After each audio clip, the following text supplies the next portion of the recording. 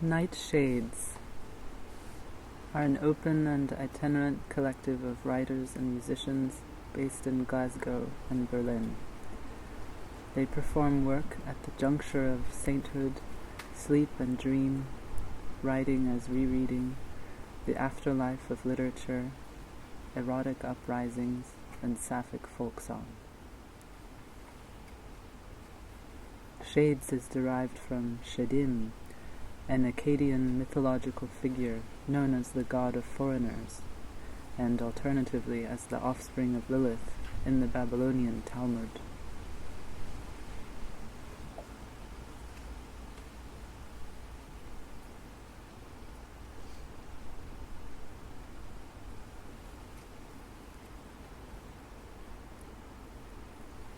Swaying seaweed silence, I toast my ghost. It's not part of my body, an imitation, answering a lament, elevating humble objects and their embeddedness, like the mill on the floss. Pilgrim's progress with no business in the library, before the moon changes signs, before power relations between reader and listener. A little serious. The most extreme serious is the most extreme play. Like a moonstone ingenious tormenting the reader, the writer, the listener. Second thoughts, but there's many worse. 1/32 of a penny to terming. Prayer books second hand. Rattling a big letter.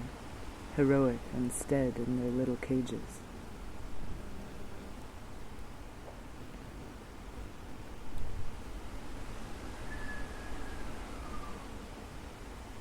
Thwarted by the goodbye party, where decadent drinkers brought flowers and booze but might have stolen the hormones. I sit with the feeling of not having, my body excited to pour into form, even if the form is placebo, a mold before firing, like waiting in line for a roller coaster and being relieved that it's broken. I'm eating mountain plums. I'm thinking about a special collections list for a library in the UAE. I'm wearing Japanese men's trousers. I'm tapping my foot. I'm eating the whole box of mountain plums. I paint the papier-mâché and want to collapse all the books into them, make rotting masks of all the books, decadent decay, line by line into pulpy, monstrous plasticity that was once so sure, without a body, out of the body, back into pulp.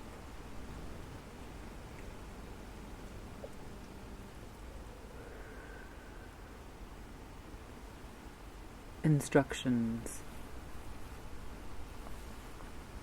Place the paper flat on a surface. Think of a sentence that expresses everything you long for. Speak the sentence silently in your head. Let it flow in front of you like a neon sign. Place the sentence invisibly on the paper. Take it in both hands and spread it out on the paper. Do not arrange it into perfect order. Know that it is there. Choose a rubber stamp and press it into the ink pad. Place the stamp on the paper in a way that starts the sentence. Continue until the sentence is complete. Instructions from Glyph by Percival Everett. Place the paper flat on a surface. You were born on an unreal planet.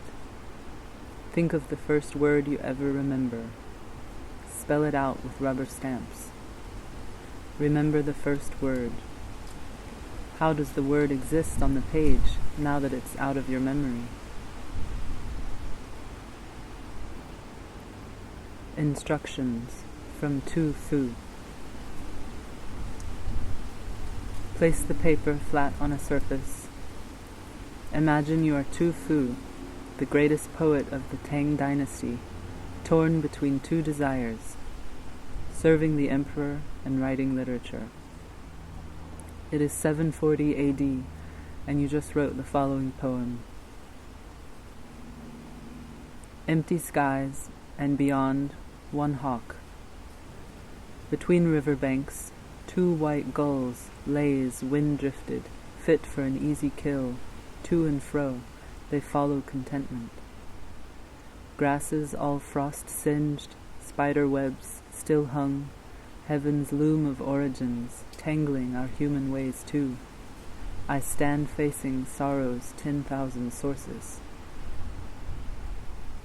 Place the 10,000 sources on the page with rubber stamps.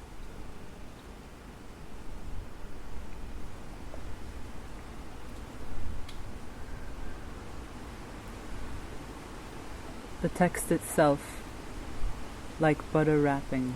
Are you okay if we're stopped? Pardon? Dogs are good. Yeah? Thank you.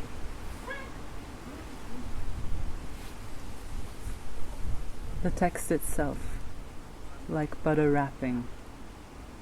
The text itself, wasting my time on handwriting. The text itself, the cabinet maker's wife.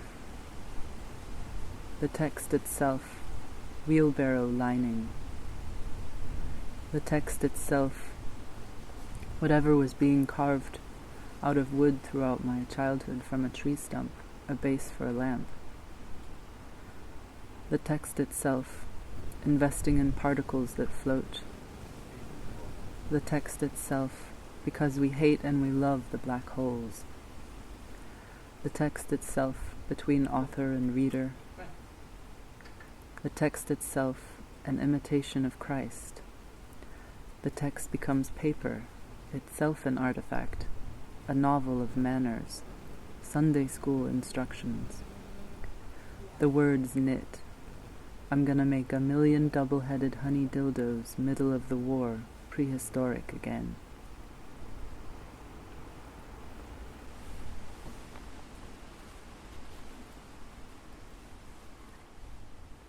This is Milk and Vine by Rachel Pafe. My grandparents were both biologists. Ever since my grandfather had died 10 years ago, my grandmother had seemed to retreat further into the apartment, which had gradually been taken over by plants. She would also flat out refuse handshakes with the simple explanation that she was a biologist. Yet she seemed to forget about germs as her living space diminished in proportion to plants. That day when I came over, she quickly retreated into the back of the apartment, submerged in a cluster of plants that lay tangled over what had once been a sunroom. On my way back to find her, I paused in front of the faded picture of her mother and grandmother. The grandmother's face was stern, drawn, one eye staring out, but the other angled shut, seemingly in a wink. How could the slow-moving old apparatus of photography have captured such a fleeting action? Perhaps her eye was just frozen in this manner. She seemed to watch me as I waded through the plants. I was there that day to take my grandmother to lunch. But when I asked her about possible options, she set her cloudy eyes on a hanging plant that had taken over the right-hand corner of the room. Milk and Vine, Cain Anahulu, she whispered. I scanned my brain, trying to remember such a restaurant. Milk and Vine, Cain Anahulu, she repeated insistently, as I stared off into space thinking. She had often repeated this phrase, meaning no evil eye in Yiddish, throughout the years, but I had never heard of the Milk and Vine restaurant.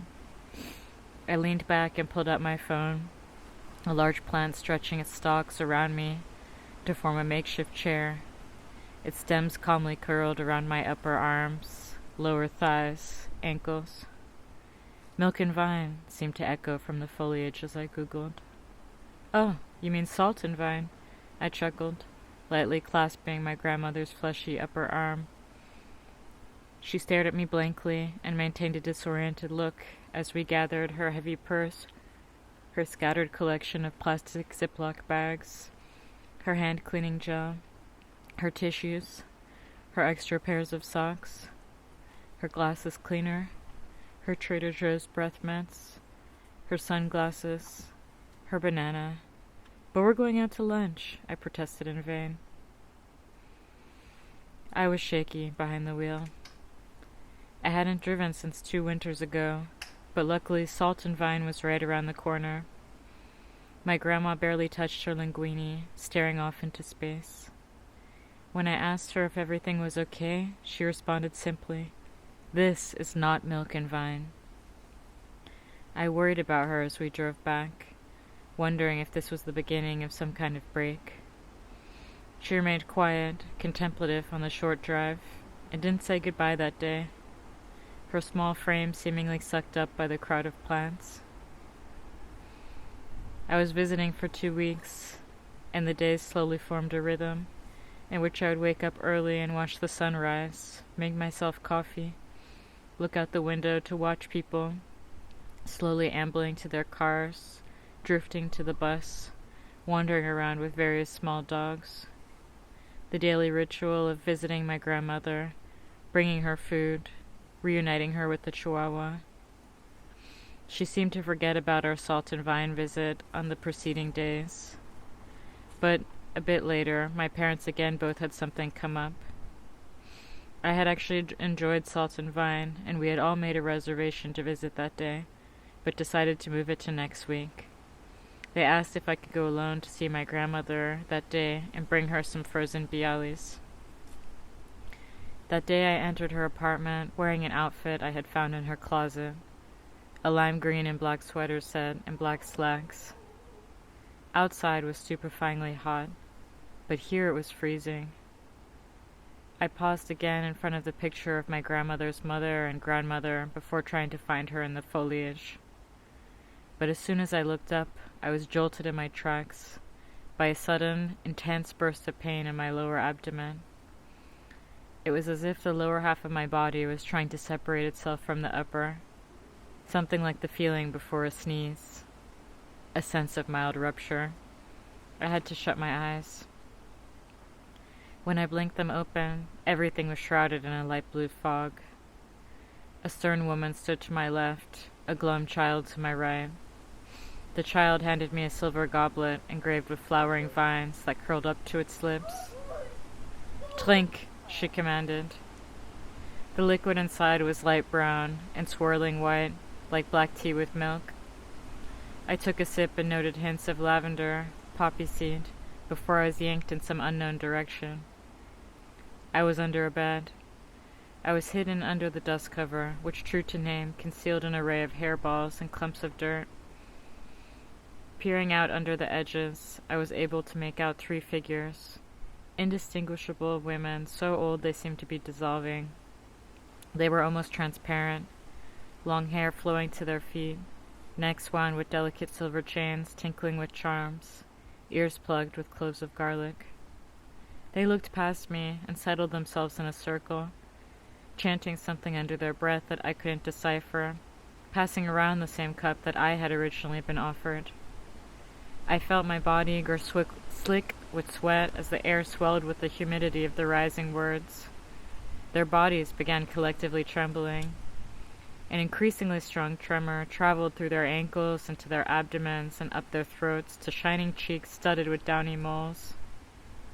As they rose off the floor, small segments began sprouting from their bodies, thin and narrow, like dark green hairs.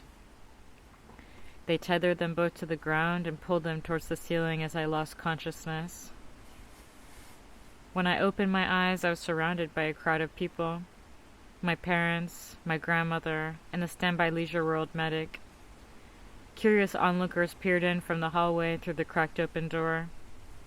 The medic made me sit up, asked me what day it was, asked if I was feeling dizzy, nauseous. My grandmother told him that a stack of books had fallen on my head. When it was determined that I didn't have a concussion, my parents brought me back to their apartment, poured me a glass of cold white wine, and wrapped me in blankets. It had been an unusually dramatic day at Leisure World, the community buzzing with the news of the sinkhole down the street. At 12 p.m., the ground had split open and sucked up what had once been Salt and Vine, the Italian restaurant my family had originally planned to visit. Miraculously, no one had been inside, as employees and patrons reported being evacuated out of the restaurant due to an overpowering smell of rancid garlic. While they milled around in the parking lot, hoping for the restaurant to air out, the ground began to tremble. In the course of 30 seconds, the ground sharply split open, and Salt and Vine had slid down into the newly formed abyss. When we told my grandmother later that evening, she seemed unsurprised. She just smiled and asked if I could please pour her more seltzer.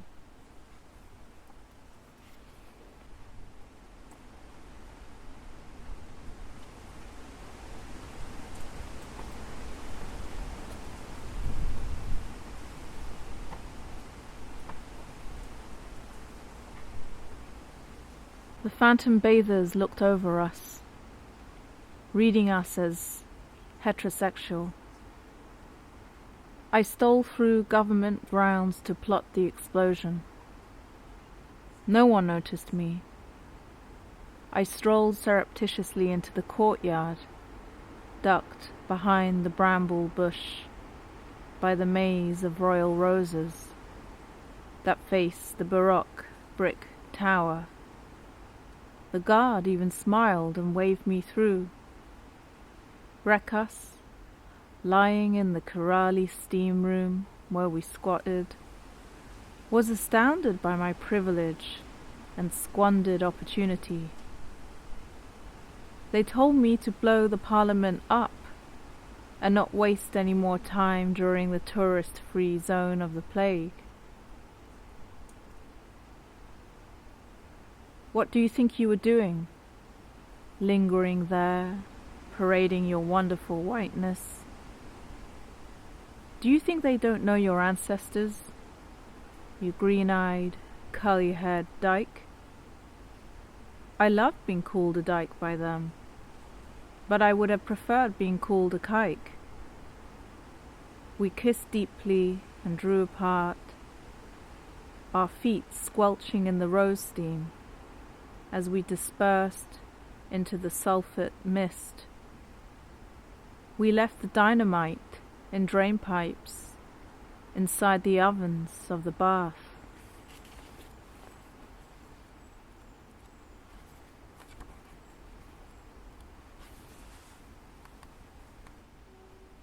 In Khust, at a Soviet canteen, I saw the Dacian queen in my borscht soup.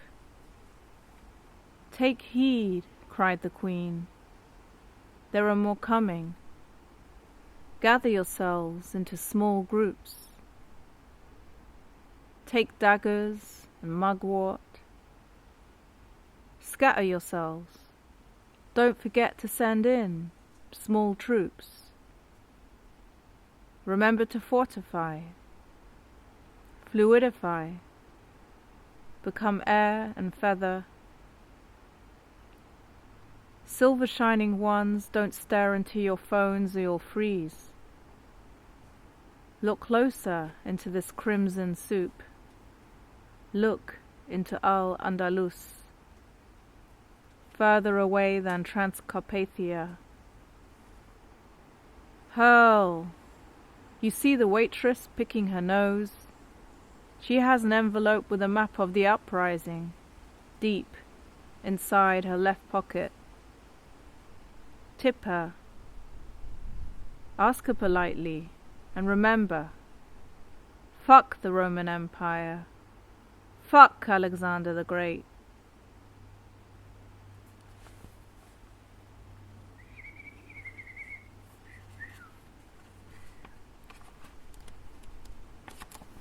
Amen. Ibn Arabi and Moses ben Maimon walk under the great white arch, a monumental edifice built on the premise of their brotherly love. They begin to argue about matters of worldly concerns. Ibn Arabi speaks. A person must control his thoughts in a dream. The training of this alertness will produce an awareness of the intermediate dimension. It will produce great benefits for the individual. Moses ben Maimon replies, I, Rambam, Moses ben Maimon, your cousin and fellow philosopher, have with my cousin, your brother, Ibn Rashid, reached an enlightened path and paved the way for Aristotle in our brotherly religions. You write your ideas based on dreams and visions. I write mine based on the scholarly texts that have come before me and have traced a line all the way back to the Greeks, to Aristotle, blessed be his name. Do you oppose these advancements? For a moment, Ibn Arabi paused and turned around.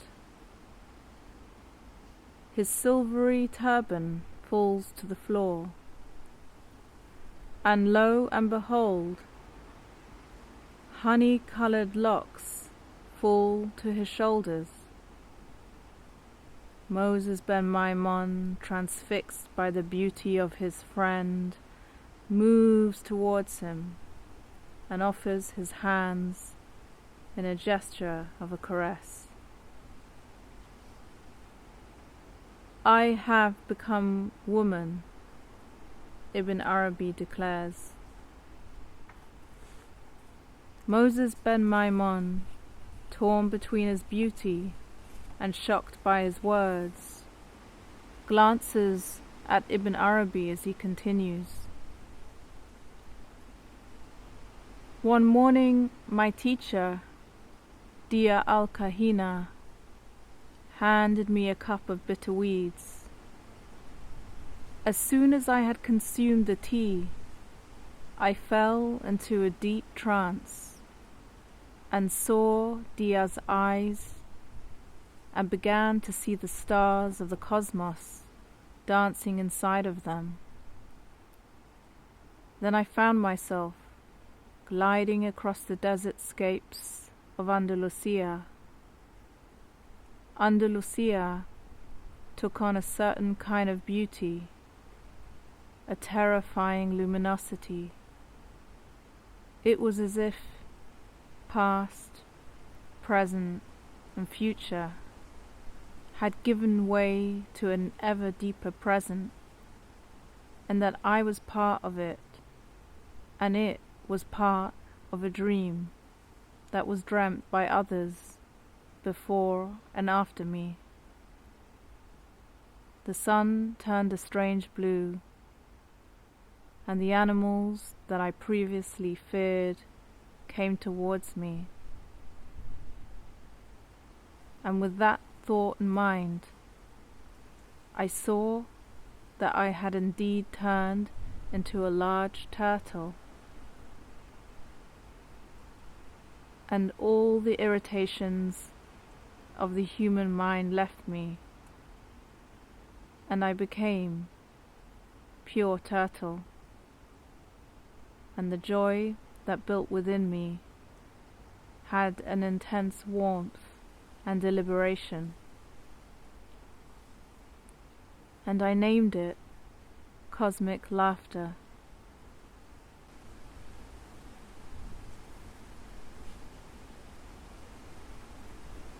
The animal first emerged below the shadow of a candelabra, and then again attacking me in a dream, in the form of two snakes that could fly. It was a dream, but I was not sleeping. I flew on the wing of a large bird, below animal bones coming out of the earth. The bird swooped over an alpine village, eerie memory in idyllic mountain pastures. In the distance, ancient battlefields blasted with cow dung and cow udders turned inside out. the bird's mouth a Prussian blue. The blue is coming through the window now. It is night. Lithic letters line the wall.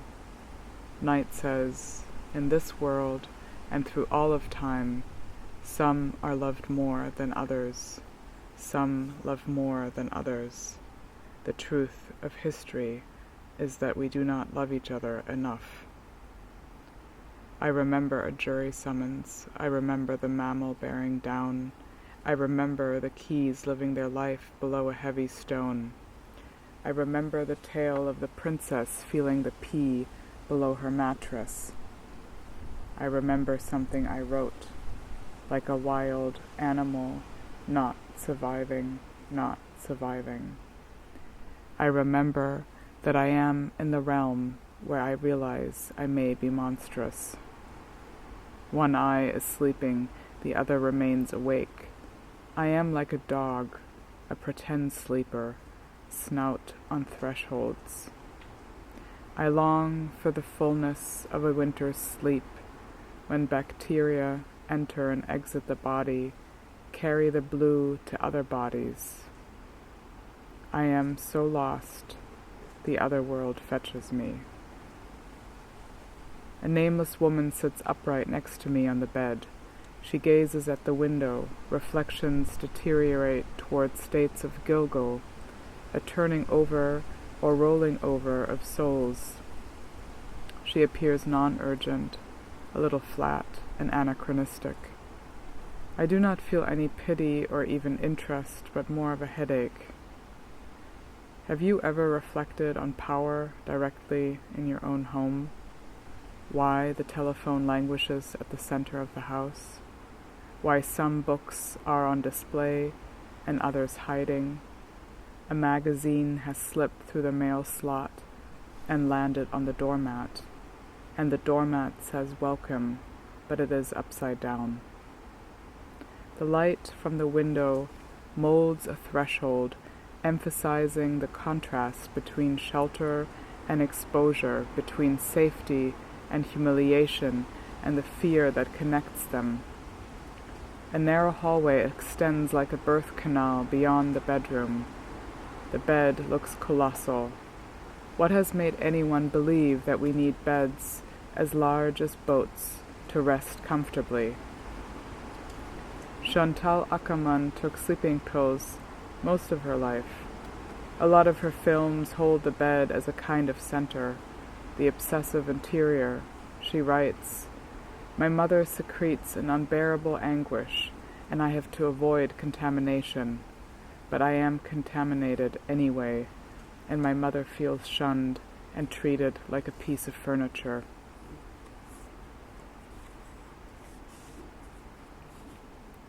There is a clock ticking. Truth is calm. It is the clock's diversion while making a plan. Here is the full body. I have not shown it to anyone in years. This body that is alive, whether you look at it or not. The nameless woman turns around and looks at me. She's not equipped. She can barely cut the egg up. It is not she who's phobic of life, but life that has grown phobic of her. To touch her image is to be breached by attrition. Focus on her hands, the shadows on the wall, stenograph a former language, before we had words like love and trust.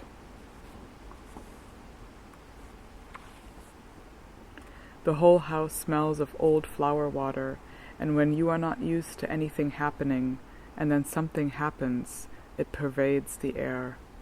Amusement is now in the realm of plants, and the ticks swim through my water glass. It is difficult to measure one's need to tell someone everything, and the equal need to maintain at least a dozen secrets. I'm overwhelmed and underused, and they are related. Listen to the thoughts that will not come again. The spider parachutes along the window. I begin this map of disappearances to feel what has left and is still with me, unlike extinctions, which are another haunting. Living things that I no longer live with maintain conversation. Dead things, mass, death, are the auguries I keep taking personally. I take it personally, this loss of language, and yet it is a symptom of other erasures. I must not abstract too much, for my brain flares and then withers. I am a woman, whatever that means. I mean it simply. I am a woman in a world. I am a woman in the world, but the world doesn't exist, so it must be my world, inside of a disappeared world and a becoming one. It is not easy to talk about anything. When I say I will give my best, I mean my least. I'm overwhelmed and underused, and they are related. I'm underused elementally, abandoned really, while functioning in ways I was never intended for. What I am intimate with, I become psychic too. Electronic communication, a text message, I will receive in a few minutes. The deadliest of all feelings covers me. A tiny, solitary cell keeps bobbing around. With nothing to say, the room grows a little pagan and morose. I have left behind the voices and wonder about my average condition and the intensity of feeling it maintains. The hairy fly and the books I never read lie next to the bed. I try to recite the names of friends, even those who are not my friends anymore. I'm anxious and decadent for the absence to become my friend. Then the feeling out of this humidity, the excretions between myself and the fly good, more than anyone can hope for. A crow looks at me from the telephone pole, black and then pink cherry blossoms and then the neon light of my computer. I sit upright, the fly loudly traverses the screen. I swat and it is silent for a few moments. Then the fly dances back into view. It is not dead, but can no longer make that sound. I swat again, and this time it falls to the sheets, then bounces off the mattress and lands in the water glass on the ground. It is true. I feel either hassled or abandoned. In the bedroom, which resembles the inside of a book, walls turn into scrolls. I hear laughter. The nameless woman laughs. It is funny, maybe funnier than you think, to be alone. Sometimes the funniest part is that you know what makes you laugh. Sure death. Every night at 4, it's rendezvous with the hangman, or the way that I can feel destroyed upon waking and then suddenly gain an anonymous whiff of confidence from nowhere. Words are words, and they are all I have to puncture the feelings which graze like huge mountain sheep on the lawn, my lawn of feelings. The night is melodramatic and way too long. I hear laughter again. Now it comes from my neighbor's house. I'm worried. I do not know about what. I remember my mother's words, the ongoing list of suggestions for balancing my mind's horrors, and Marina Benjamin, who says anxiety is women's work. I learned how to worry from my mother, for whom anxiety is a proxy for desire. My mother knows she is alive, not because she wants, but because she worries. I worry about you, how to explain that I cannot love you. I want to retreat to the roots of trees, the tunnels underground, to lie down and be nothing. I let the body sink. The house plant is certain we will grow most favorably before losing all leaves. Just like the sea withdraws before it unleashes a tsunami. I am tired of spying on my neighbors. I am tired of spying on myself. This makes me laugh.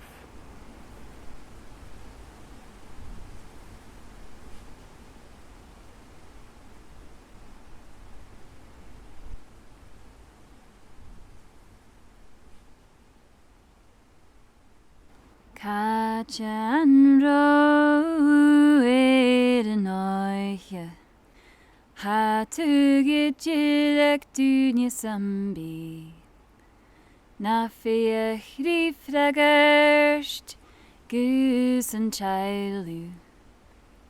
Chanel mi a sheyd fregersin vuat.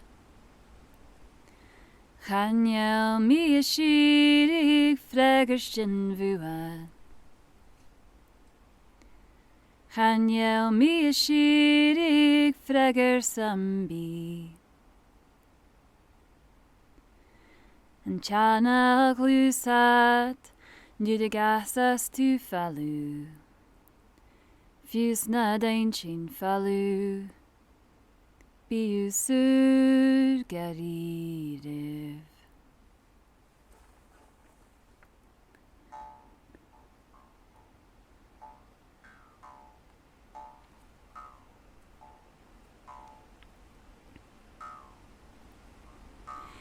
Ichag luch, ho fluch di skadav, nak chegugam molapi. Lavendon, ho don di fadaga, nak chegugam molapi. Jalaven idavala, chin machas na scallion, nak chegugam molapi.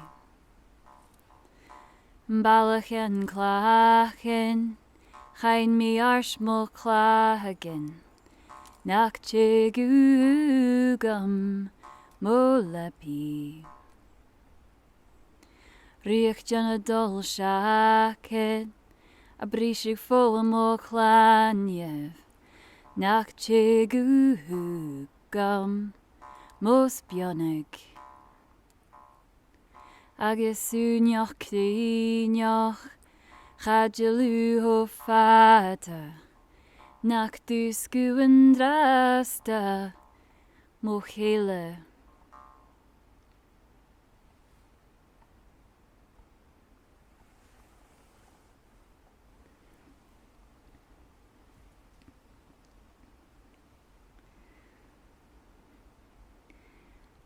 Haminam heina, haminam lasset, hamilunya hona tulen. Haminam heina, haminam lasset, hamilunya hona tulen. As na björnchen, hamiatuchum, tron na bulchen, goddess foskalch. As na björnchen hamiatuchum trona bulchen goddess foskalch. Ein se friesen gainchen kuha gom nan koini havi gekalorst. Ein se friesen gainchen kuha gom nan koini havi gekalorst. Brun sluag, heg na fallish ashes adarst, factrin duntje. Brun sluag, heg na fallish ashes adarst, factrin duntje. Haminam heina, haminam lasset, hamilunya hona tulen. Haminam heina, haminam lasset, hamilunya hona tulen.